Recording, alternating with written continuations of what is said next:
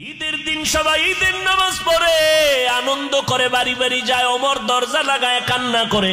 আবু হুরায়রা রাদিয়াল্লাহু আনহু বলেন, ভাই ওমর খলিফাতুল মুসলিমিন, আপনি ঈদের দিন আনন্দ বাদ দিয়ে কেন কান্না করেন? ওমরে ফারুক বলে, ভাই আবু হুরায়রা, কান্না কেন করি? আনন্দ তো ওই ব্যক্তি করবে যার কোনো চিন্তা পেরেশানি নাই।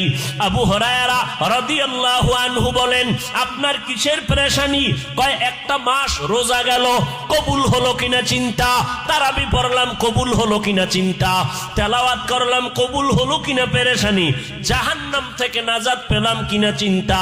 আবু হুরায়রা বলেন, খলিফাতুল মুসলিমিন, আল্লাহ তো আপনাদের 10 জনকে জান্নাতের টিকিট দান করেছেন, আবার এত চিন্তা কেন?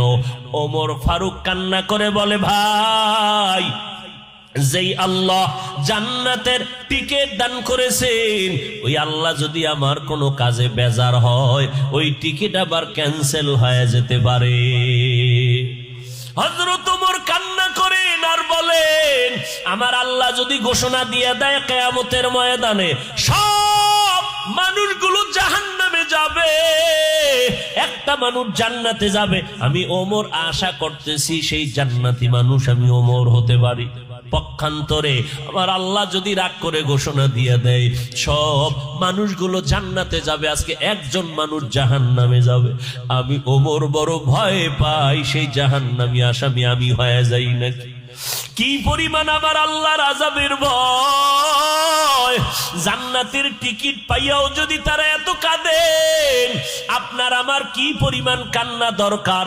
যেইভাবে নামাজ পড়া দরকার পারলাম না, যেইভাবে জিকির করা দরকার পারলাম না, যেইভাবে নামাজ পড়লে আল্লাহ খুশি হবে ওইভাবে তো নামাজ হলো না জীবনে, যেইভাবে তেলাওয়াত করলে আমার আল্লাহ খুশি ওইভাবে তেলাওয়াত করতে পারলাম না। আল্লাহ এলেম দান করেছেন, এলেমের হক যেইভাবে আদায় করা দরকার পারলাম না। সন্তানের হক আদায় আমি ব্যর্থ, স্ত্রীর হক আদায় আমি ব্যর্থ, ভাইয়ের হক আদায় ব্যর্থ, আজকে ইবাদতের হক আদায় আমি ব্যর্থ। এই ব্যর্থ অবস্থায় আমি যদি আল্লাহর হাজিরা দিতে আল্লাহর দরবারে রওনা দেই, আল্লাহ বলবে, ব্যর্থ জীবন নিয়ে তুমি জাহান্নামে চলে যাও, জান্নাতের ময়দানে তোমার কোনো জায়গা নাই। এই জন্য এমন একজন আল্লাহওয়ালা পাবেন না যে সারা জীবন কান্না করে নাই। এত আমলের পরেও কেন কাঁদছেন? আমার আল্লাহর আযাবের ভয়। আপনার আমার কি পরিমাণ কান্না উচিত, অথচ কপাল খারাপ, নিজেও কাঁদি না, কেউ যদি কান্না করে তাও পছন্দ করি না। এরে নবীর উম্মতের দল, আমার নবীও যদি কাঁদেন কেন কান্না করবারে বাবা? দুনিয়ার ঘরে আগুন লাগলে পানি ছাড়া যেমন ঠান্ডা করা যায় না, গুনার কারণে জাহান্নামের আগুন, মদিনার নবী বলেন চোখের পানি ছাড়া জাহান্নামের আগুন ঠান্ডা হবে না। আল্লাহর কাছে তওবা করো রে বাবা। এখনো যারা মাওলার কোরআনটা চোখ দিয়ে তাকাইয়া দেখতে পারো না, এর যুবক, এখনো কোরআনটা পড়তে পারো না, এরে বাবা, অনুরোধ করি তওবা করো। এশার নামাজের পরে অথবা ফজরের নামাজের পরে 1 ঘন্টা সময় কোন আলেম বা মুয়াজ্জিনের পেছনে দিয়া কোরআনটা শিখে নাও।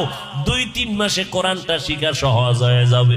আল্লাহর কোরআন পড়িয়া দেখো কত মজা লাগে রে বাবা। আল্লাহর কোরআনটা পড়ো, কোরআনওয়ালার সাথে সম্পর্ক লাগাও, এখন থেকেই নামাজটা ধরো। কারণ আজকে তুমি বয়ান শুনো যেই টাইমে, আল্লাহ না করুন হতে পারো আগামীকাল তুমি এই টাইমে হসপিটালের রোগী। আল্লাহ বানাইতে পারেননি। অতএব আল্লাহর কাছে তওবা করে নাও, মনে মনে আমার আল্লাহকে ডাকো আর বলো, আল্লাহ, এই ময়দানে আমার মতো গুনাহগার কেউ নাই। আগামীকালকে আমি সুস্থ অবস্থায় থাকবো কিনা তারও গ্যারান্টি নাই, কোন দিন মরণ হবে জানা নাই। এই চোখের সামনে কত লাশ, কত জানাজার নামাজ পড়লাম। ও আল্লাহর বান্দারা, তওবা করো আমার মালিকের কাছে। দুনিয়াতে যতদিন বেঁচে থাকবো নামাজ ছাড়বো না, আল্লাহকে বেজার করে চলবো না, মা বাবার দোয়া নিয়ে চলবো, নবীর সুন্নাত অনুযায়ী চলবো, উলামায়ে কেরামের পরামর্শ নিয়ে চলবো। যেই উলামায়ে কেরামের বয়ানে চোখে পানি আসে, দিল নরম হয়, যাদের কাছে থাকলে আমল ভালো হয়, এমন উলামায়ে কেরামের কাছে যাও, দোয়া নাও, তাদের পরামর্শ নিয়ে আমল করো। মরিয়া গেলে আর নামাজ ছাড়িও না রে যুবক। তোমার মতো বান্দা চাকরি করে, ব্যবসা করে, লেখাপড়া করে, নামাজ ছাড়ে না। ডাক্তারি পড়ো, ইঞ্জিনিয়ারিং পড়ো, প্রফেসর হও, আলহামদুলিল্লাহ। তবে 5 বেলার নামাজ পড়ো, নবীর তরিকা মেনে চলো, হালাল ভাবে জীবন উপার্জন করো, রুজি উপার্জন করো, ওলামায়ে কেরামের দোয়া নিয়া, মা বাবার দোয়া নিয়া চলো। দেশ ও জাতির বিরুদ্ধে ষড়যন্ত্রের কাজে লাগিও না রে বাবা। সবার কপালে তওবা নসিব হবে না। 13টা বছর আমার নবীকে দেখলো, বয়ান শুনলো, এরপরও নসিবে কালেমা জুটলো না। সে আবু জাহালের। এই জমিনে কিছু শক্ত অন্তরওয়ালা থাকবে, কোন বয়ানে তাদের দিলটা নরম হবে না। ও আল্লাহর বান্দারা, তবে 2-1জনও যদি আল্লাহর গোলাম দিল নরম করে, তওবা করে আমার আল্লাহকে ডাক দেয়, হে মালিক, গুনাহ করে ফেলছি, আমার গুনার খবর আমার মা বাবা ভাই বোন জানলে কেউ আমারে জায়গা দিত না।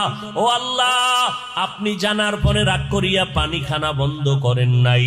আজকে তওবা করে নিলাম, আর গুনাহ করব না, নামাজ ছাড়ব না। তওবার নিয়ত করে আমার আল্লাহকে বলো, আমার আল্লাহ রহমতের দরজা দিয়া তোমার তওবা কবুল করে নিবেন। আল্লাহ কুদরতের নজর দিয়া দেখেন এই ময়দানে কত গুনাহগার। আয় আল্লাহ, আমরা তওবার নিয়ত করেছি, এই নিয়তের মধ্যে বরকত বাড়ায়া দেন। যতদিন বেঁচে থাকবো গুনাহ করব না, আর নামাজ ছাড়ব না, বেপরদায় চলব না। আল্লাহ আমাদের সবাইকে তওবাওয়ালা জিন্দেগির উপরে চলার তৌফিক দান করেন, আমিন। আলহামদুলিল্লাহি রাব্বিল আলামিন, ওয়াসসালাতু ওয়াসসালামু আলা সাইয়্যিদিল আম্বিয়া ওয়াল মুরসালিন وعلى آله وأصحابه أجمعين يا أرحم الراحمين يا أرحم الراحمين يا أرحم الراحمين ربنا ظلمنا أنفسنا وإن لم تغفر لنا وترحمنا لنكونن من الخاسرين رب ارحمهما كما ربياني صغيرا اللهم إنا نعوذ بك من البرص والجنون والجذام وسيء الأسقام اللهم إنا نسألك رضاك والجنة ونعوذ بك من سخطك والنار اللهم إنك عفو كريم تحب العفو فاعف عني ও দয়ার মালিক, গাজীপুরের চৌরাস্তা ঈদগার ময়দানে কুদরতের নজর দিয়ে দেখেন উলামায়ে কেরাম হাত তুলেছে গভীর রাত। দুনিয়ার সব বাড়িওয়ালাদের দরজা বন্ধ, আপনার রহমতের দরজা বন্ধ নাই রে আল্লাহ। আয় আল্লাহ, আমরা গুনার বোঝা নিয়ে হাজির হয়েছি রে মাওলা। শয়তানের ধোকায় পড়ে গুনাহ করে আজ আমার হাত না পাক, চোখ না পাক, জিহ্বা না পাক, অন্তর না পাক। আয় আল্লাহ, আপনার মতো দয়াময় কেউ নাই। আমরা আপনার আদরের নবীর উম্মত, গুনার কারণে দিলটা পাথর, চোখে পানি নাই, কান্নাওয়ালা চক্ষু দান করেন আল্লাহ। আয় আল্লাহ, তওবা করেছি, আর গুনাহ করব না।